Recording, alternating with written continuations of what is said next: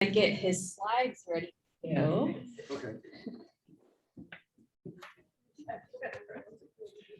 Well, this talk was kind of based on serendipity.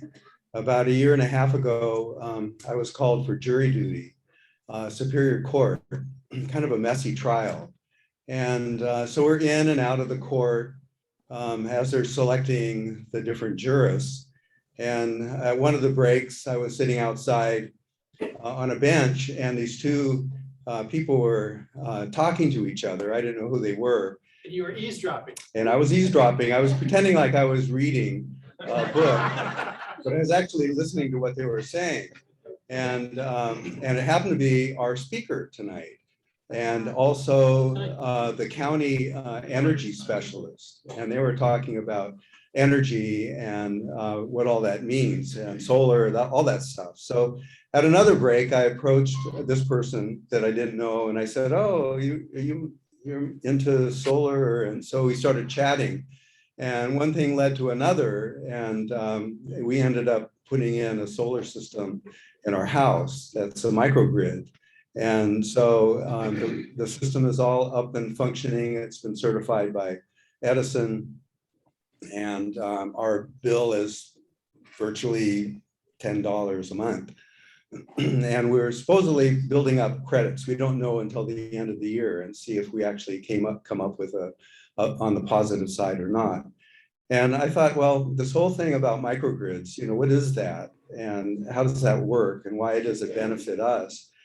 Is a really good topic. And the second topic is what's going on with the city of Santa Barbara and the county of Santa Barbara becoming energy purveyors and starting that. And I thought, well, maybe Steve could say a few words about that, what it means, if it's an advantage to us or not. Steve has quite a varied background. He'll probably talk a little bit about that. So I won't go into what his very background is, but he's really into the solar thing. And he started a company here for designing solar installations. And now he's working for a company that produces some of the equipment and trying to improve that side of it as well. So please welcome Steve Honikman for a very interesting talk.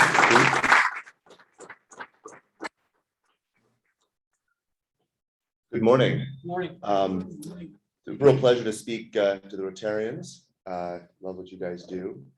And I actually think that a lot of the philosophy and values that the Rotary clubs bring are represented in microgrids. So I actually was really excited to have the chance to speak about this. Very briefly, I don't have a lot to say about the community choice aggregation that's going on. I will try to keep today's discussion apolitical. Community choice aggregation brings out a lot of politics in people. At the end of the day, it doesn't change anything for anyone except where you get your energy from, but you will still get a bill from Edison. And that doesn't change because they own the wires and poles. And that actually is a really important thing to consider in what I'm going to be discussing about microgrids. Can everybody hear me okay? I might wander. If you can't hear me, let me know.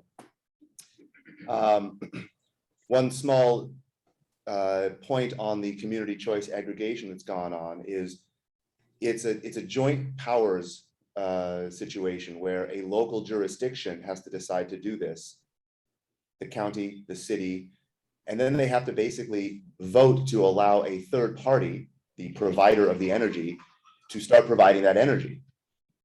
Santa Barbara, being the forward-looking community that it is, said we want to have 100% renewable energy.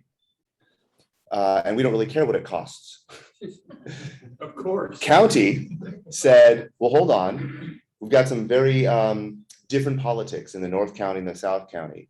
And to get those politics to balance, the county said, well, we can't charge more than those ratepayers would currently be paying to either PG&E in North County or Southern California Edison in South County. So Santa Barbara said, well, we want clean energy. And the county, excluding Santa Barbara, said, we don't want to charge more than is currently being charged. And so they went their separate ways.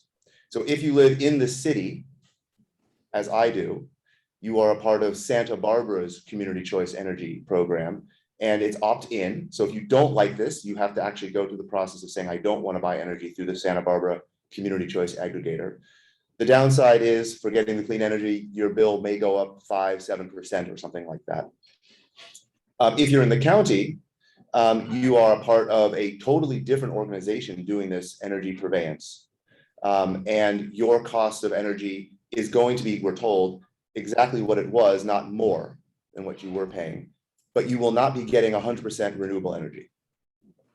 So these are all, this is where I come out on this personally. I am 51% in favor of community choice aggregation. 49% of it for me is a paper pushing exercise. And I tend towards less paper pushing, more practical application philosophically. But 51% of me is encouraged by these activities because it's the first active step in helping recast the way the grid is run and managed. And it's returning agency back to the communities about how they get their energy, where they get the energy from, and how we, the consumers of energy, are able to decide and take control over the delivery of that energy. So that really is key to a microgrid. If there's questions about community choice aggregation, I'm happy to talk about it more afterwards. But let's jump into microgrids, because microgrids, I believe, actually are about, they are all about taking that return of agency and really putting it down into the individual energy consumer. So first slide, please. We will first define a microgrid. And before I do that, anybody enjoy the light show the other night? Yeah. Did anybody lose power? Yeah. Wow, okay, a couple of you. So I did. A microgrid, so this is an example of the cobbler's kids having no shoes. I don't have one of my own microgrids, but I really wish I had one when the lightning struck. But my clients all around town, they managed to keep their power on. And that's because if you define a microgrid, and by the way, has anyone heard of a microgrid as a concept, even just floating around? So it's a concept that is not totally new to some of you. The joke in our industry is if you go to a trade show today, a microgrid is whatever the person in the booth is selling. I take a little more of an abstracted view and trying to define this purely, which is a microgrid has to have 3 things going for it. And now a 4th that we're going to add on. You have to have a source of energy. We like that to be solar, but it doesn't have to be. We like there has to be a way to store the energy. Today, that's typically going to be a battery, but again, it doesn't have to be. And there has to be a way to control the energy that you're making or storing. Those 3 things are the sort of key foundational points of a microgrid. What makes a microgrid very special, though, for me, is that it then does 2 other things. One is it can work on its own without the grid. But more importantly, what's coming is microgrids can work with other microgrids. And it's that networking of microgrids, which is this very potentially for the utilities disruptive feature, but for end users who are frustrated with the utilities, something that really allows us to actually have a seat at the table about energy use and budget. So next slide. This is just a quick background on the different things. Again, we in Santa Barbara tend to think sustainably. Solar comes to mind. Batteries are now very widespread, and certainly I'm sure everyone has a supercomputer in their pocket. Those are the 3 things that you can use to put together into a microgrid, but they don't have to be. A generator, although burning fossil fuels, is a perfectly acceptable source of generation of energy, as is a wind turbine. I prefer solar because there's no moving parts, and it just sits there, and it can be put very close to the load where the energy is being used, which turns out to be a very important part of recasting the way energy is generated. Storage, a fuel tank, is a storage of energy. Your car has a fuel tank in it. That's your energy storage. But it could also be a lithium-ion battery or a lead-acid battery or any other battery. And then dams. Dams are big batteries. They're very big batteries. They flood river valleys, big batteries. But they are very useful and important today for the bulk energy grid, because when we're making more energy than is being used, we pump energy uphill. We pump the water uphill, fill the reservoir. And when we need a little more energy than is being made, we open the flume and the turbine spins and we get energy. but that's what a battery does. It stores energy and releases it when you need it. And then finally, the thing that has really transformed our ability to do any of this is what I call MC squared, monitoring, control, and communications. And you have to have those three things working with the generation and storage to have this actually come together into something useful. So why microgrids? Next slide, please. Microgrids do three things that are really fundamental to me, and I really think are something which are reflected in the Rotarian philosophy. You get agency back. You take control of something, and you can actually then benefit your community through it. You get access to energy. You can reclaim your use of your budget from a use and access to energy perspective. And you have community. A network of microgrids actually lets a community begin to be in charge of its own energy destiny.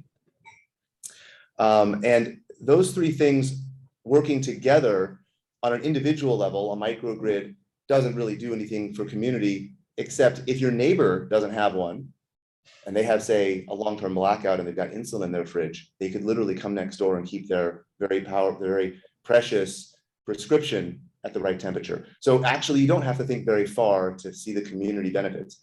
But if an entire neighborhood has microgrids, and those microgrids are networked together, then the only thing today that's stopping that neighborhood from actually supporting itself is, I don't mean to make them into a big bad wolf here, but the utilities. They control how that energy would flow between the houses, and it's illegal to share energy between houses. So next slide. This is examples of three microgrids. You know, does size matter? Some guys say no, some people say yes. This is Hurricane Sandy, Lower Manhattan. And you can see an area here that's a lot darker than this area here or this area here. That area in the foreground is a microgrid. It's the Lower Manhattan microgrid. And those people didn't even notice that there was a power outage. To do that kind of sized microgrid requires a lot of regulatory and basically heavy lifting. And the utility is absolutely involved in that. On the right of the screen is an industrial application. It serves a small community. I don't know that one in particular, if it is on or off, if it's within or outside of a utility service area, but it's an area that's being served by a local generation, storage, and control of energy.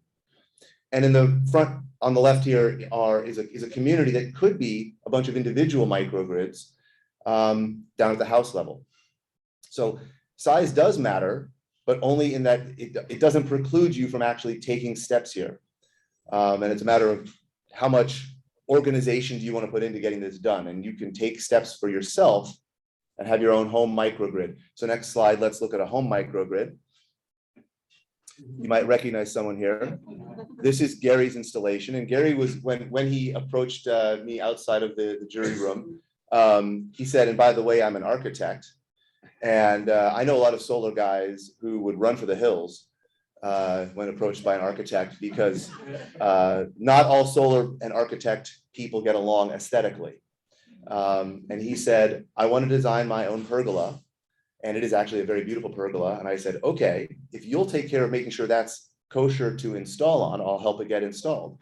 So he built a very attractive pergola. This is an unusual and very special installation in that it's not just a typical solar installation. Notice here, you can actually see the sun coming through the cells. So he can stand under this with Cheryl and have a very nice dappled solar coming through the solar panels. They're called bifacials. And they are actually architecturally very attractive. His system is sized for his home, and the generation of energy is done out in his backyard. And then where Gary is standing, you can see the power is in the backyard, and you can see the other two parts of the microgrid system there. He has 11 kilowatt hours of usable energy in that box there. There are 4 small batteries that are linked together. Those batteries have to be made by Panasonic. Panasonic is the same company that makes them for Tesla, or Tesla now gets them from a number of different sources. And then the black box to his left shoulder, to the right, is the inverter that changes the direct current that solar makes into the AC current that the house uses. That's scary. Then the control is accomplished. There is some control going on in the inverter, but the real control down at the circuit level is in the SPAN panel there, the thing that is the white box. SPAN is a very interesting company. They are redefining what a circuit breaker box is, which has looked about the same for 100 years. So if ever there was a piece of equipment ready for an overhaul, it is the circuit breaker panel. What the SPAN panel lets you do is actually turn on or off individual circuits in your home from your smartphone, which is a very cool feature. But more important, it also lets the house island. It lets the house literally disconnect physically from the grid. And that's important. And it's a little counterintuitive, but for a microgrid to do its most fundamental thing, which is to keep a house powered, when do you want that power? When the grid is off. And this is the counterintuitive bit. The grid is off, but you have to disconnect from it so that you can have power. And that's because you can't legally send power out to the grid if the grid is off, because if Edison sends someone to work on the power lines because there's an outage, they could get electrocuted if Gary was still connected to the grid. In fact, Gary's system was delayed for its interconnection because there was a system in Palm Springs that had missed this step. I don't know if you saw this. And when the line crews went out to do some standard upgrades, they That's took a some reading and they building that he found made. very So he did low solar current, panel but they over it, found so it looked 12,000 volts on the line, even though they had turned it off. And it took them 4 hours to trace down every line into every neighborhood to find the house that still was connected. There was a solar energy system in the backyard, and it was sending power out to the grid. So it's not a trivial thing. Electricity can kill you, so we want to be careful, and we don't want to take that for granted. So health and safety is an important thing to do. But that system there, in fact, when the guy came actually out to test it, he said he flipped the breaker. You can hear the circuits all open. He's like, oh, that's good, and he signed us off. It's a fairly small step, an important step. So that's Gary's microgrid, and so far it's been working pretty well. And next slide. What can you do with a microgrid individually? We've talked about, but how does that network of microgrids all play together? And this is really where it can be overwhelming in that it really does take a village kind of thing.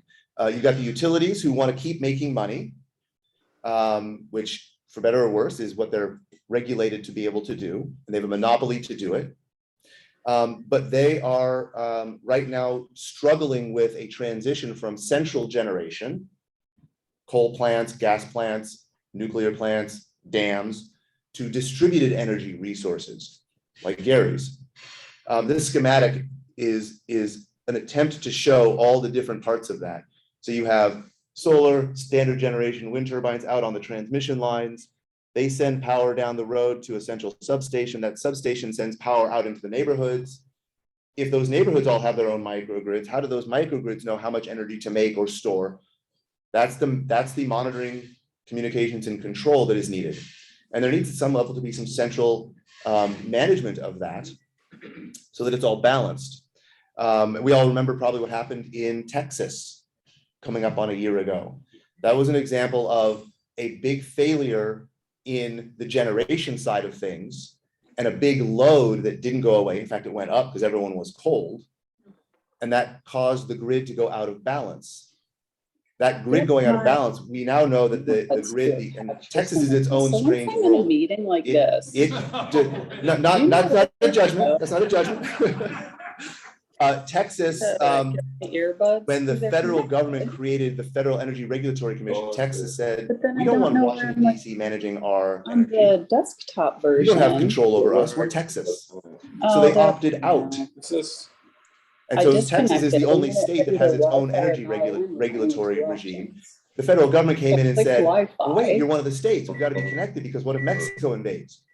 Because you know when you're on So the they actually had to desktop, broker a it's deal like with you Texas, click and there's only the 4 or 5 points of interconnection Let's between see. the rest of the country and Texas.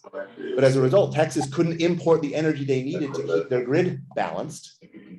And we all know the stories. It's good to have lots of connections. And there was a comment here by Dave about, I'd like to be off grid. And my theory is, no, you don't really want to be off grid. You just want to have power when the grid is off. It's a very small but important nuance. Yes. Because being on the grid is like having railroads and roads and other really important community-based infrastructure that actually is what knits us together as a neighborhood, a community, a city, a nation. And maybe I'm old-fashioned, but I actually still think the idea of a national identity is a useful concept. We don't want to take it too far, but it is actually something that unifies us. We said a pledge this morning to a flag that we all have some level of fealty towards. And there's value there. So next slide. We are in the middle of a fairly significant and long-term transition. So on the left is the old sort of hub and spoke approach to energy generation. And on the right is where we're going. And I don't know where we are in the process, but the energy that's being delivered to this room right now is based on a 100-year-old architecture. And I think we can do better. The proof of that is that the internet, if it had been designed 100 years ago, well, it was called the Pony Express, doesn't do what we want it to do today. Today, we know we can make energy locally. We can send it in two directions. And that's really something that's not shown on the slide here, but on the bottom, you can see the transmission towers. On the right here, these are one directional wires. Funny thing about about wires is electricity can flow in both directions. There are engineering concepts that you should make sure don't get violated, but nothing in principle stops energy from flowing in two directions, except the utilities who don't want you to do that. And I don't say that to be glib. They literally don't want you to do it because it will blow up the things, unless it's managed right, that they've invested in, that we all paid for. So we don't want that to happen either.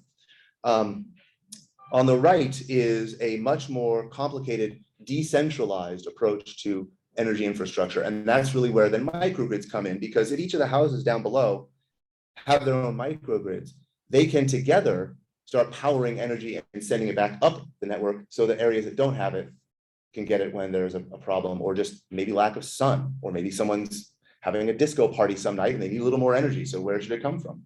So next slide, please. And I'm sorry if I'm running through all of this. There's a lot of, this is a complicated, very dynamic concept. So I'm trying to touch on a lot of high level things. This is really where it comes down to. This is where the rubber meets the road for the utility. The meter is a very important inflection point. If you connect your microgrid, if you connect any source of energy generation, storage, or control on your side of the meter, what's called behind the meter, that's yours. If you connect it a couple inches on the other side of that meter, it's on the utilities lines. It's illegal to touch those lines. You can't legally touch them. You can go through a process to get permission from the utility to do it, but that energy that lands on those lines is now the utilities. And they only buy energy at a wholesale rate. Everyone in this room buys it at a retail rate. So I ask you, where would you rather avoid some costs? Probably on the retail side. It's just a list of the basic ways of thinking about these concepts. And it's very important because most of the discussions about microgrids and how they can be used as a network come down to this distinction. Front of meter, it's all utility. It's all regulated. And most importantly, from a scale perspective, they talk about megawatts and gigawatts, big, big numbers. And humans aren't good at dealing with really, really big numbers. Homes use kilowatts and watts, very, very small numbers. So Gary's system wouldn't be good at powering all of Santa Barbara, which uses megawatts, because Gary's system makes kilowatts. But if there were 1,000 microgrids, you suddenly have megawatts. And that's where you can start to see how this can become something that the community can come together to do collectively. So next slide, please. So this is something, and this is now going to leap right into the community. There's an organization in town called the Clean Coalition. I'm friendly with their executive director, who came to town after the Thomas Fire and debris flow to basically bring a community microgrid in concept to Santa Barbara. Santa Barbara is a very unusual electrical pocket. We are in what's called the Goleta load pocket. It's not because Goleta has anything special, except that's where the electricity lands, coming all the way from Ventura. So this line, just to step over here, this purple line is the transmission line. This is the San Ynez Valley. It doesn't come into Santa Barbara. It skips by Santa Barbara And if you know where Dos Pueblos High School is, out in Goleta, if you look up into the hills, you'll see where the transmission crosses the ridge and lands in the Goleta substation, which is why this is called the Goleta load pocket. Everything under that point then gets spread back out over 70 miles. So there's a famous picture of the Thomas Fire burning right under that, which is why we all lost power during the Thomas Fire. That fire was burning 40 miles away. We lost power here. A month later, next slide. A month later, we lost power because in the debris flow, it took out substations. Each of these blue dots is a substation, which then further distributes that power into the community. But if one substation goes down, it can cause a cascade, an unbalanced grid, which causes others to then trip to help protect them, which is why, even though again, it was miles away, many of us lost power because it all comes into this central point here and then gets spread out. So next slide. So Santa Barbara has a very unusually at risk or fragile electricity infrastructure. And I want to move through this. But so I've already made these points. The substations are where the power gets distributed. If you look up into the hills and you see the metal poles under Inspiration Trail, or Inspiration Trail goes under one of them actually, those are sub-transmission. They're still very, very high voltage, but they're basically taking energy from the Goleta substation back towards Santa Barbara and Montecito and Carpinteria. So does that make sense? Well, it does if you're the utilities and you want to just get power into one place. It doesn't make sense though if you don't want to have a single point of failure. Now, ironically, there are by law a requirement to have 2 transmission lines into any load pocket. Problem is, those 2 transmission lines are on the same towers. So I'll let you scratch your head about whether or not that makes sense. But you're an earthquake country, debris flow country, fire country. If those towers get taken out, the transmission line is down. Next slide. So these are my company's installations. They're just my companies. There are power walls for sure, other companies that make similar equipment for microgrids, but these are just the ones that when we get to a critical mass, we can actually then go to Sacramento and say to the Public Utilities Commission, hey, we're sitting down at the table. We want the regulators to actually help us sit down with the utilities to say, take advantage of these assets we have in the community, or we're going to do something even more drastic than community choice aggregation. And that's really the very dangerous game we're playing, because one thing we know for sure is we don't want to interrupt electricity flows, right? So destabilizing electricity is a very dangerous game, but evolving or emerging the ability for that electricity to be generated locally, compensated fairly, managed by a community that actually wants to take control over its own destiny is something which should be allowed to be discussed. And right now, we don't even have a seat at the table. So microgrids actually become one of the things that allows us to say, we're sitting down at the table, start negotiating with us. And that leads us into the next 100 years of networked microgrid development. So next slide. This is a zoomed in area on what microgrids can do at the community level. So anyone familiar with Direct Relief International? Fantastic local organization. They have the largest microgrid in Santa Barbara. They are a critical facility, and ironically, they consider Santa Barbara to be one of their potential places to support. And if there is a huge disaster here, they want to make sure they have generation, storage, and communications and control, all the things for a microgrid. So we did a study with the Clean Coalition to see whether or not they could become a foundational part of a community microgrid. And it turns out absolutely they could, except they're not allowed to. They literally could not support their own community with the electricity they generate because it would be illegal. So ironically, it's sort of a sidebar story, a very quick one. They let Edison know when we had some public safety power shutoff announcements coming, prosaic term for blackout. They said, we want to let everyone know that we are a place of refuge. And if you need to get your cell phone charged up, come to our community. Come to our facility. And they said this to Edison so that Edison could let everyone know. And Edison said, well, you're not on our approved list. So the executive director there telling me this story, he was like, you can imagine what I said to Edison. Go pound sand, we're doing this anyways. I don't need to be on your list. We'll let our community know ourselves. So next slide. each substation has a number of feeders that come out of it, which actually go into the neighborhoods. And those feeders are what then determine whether or not you lose power if that substation loses power. And direct relief down here is on the Gaucho circuit. The circuits all have locally cute names. And it runs from the Vegas substation across Cathedral Oaks, down Fairview, across Hollister into direct relief. If direct relief could backfeed, they could send power the other way up to that substation. Next slide. If we could isolate the Gaucho circuit at the substation, every one of these critical care facilities could be backed up by the direct relief microgrid. Again, not legal, but hypothetically possible. And next slide. This is the existing microgrid. It has a 320 kilowatt system. For scale, Gary's is about 4.5 kilowatts. Okay, so this is a non-trivially sized system. It doesn't even quite produce enough energy for Direct Relief International. They're a big, big facility. Notice there's a lot of, and we can go through the details if you're interested, but basically they have solar, storage, and they have also an on-site generator as a backup to the backup. They really don't want to lose power. And a very sophisticated what's called a SCADA system, which lets them manage and control the system. So next slide. You got about 3 minutes. I know, I'm racing. Notice most of their roof isn't covered. The system, the battery system they have is also sized for them, not for the community. And it certainly could be sized for the community. Next slide. They could cover their parking lot too. They could actually have almost 1.5 megawatts of solar, and they currently have 300 kilowatts. So they could increase that by over 4 times. This is the Central Valley.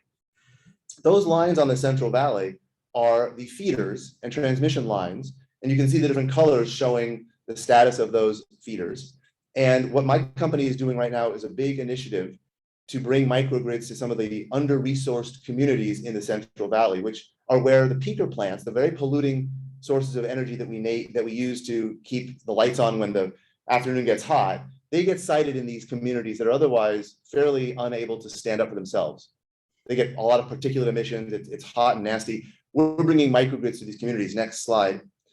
Because the San Joaquin Valley, it turns out, is a great place for this, because there are a bunch of communities that actually are prone to having blackouts and have been victims of these highly polluting peaker plants for the past 50 years.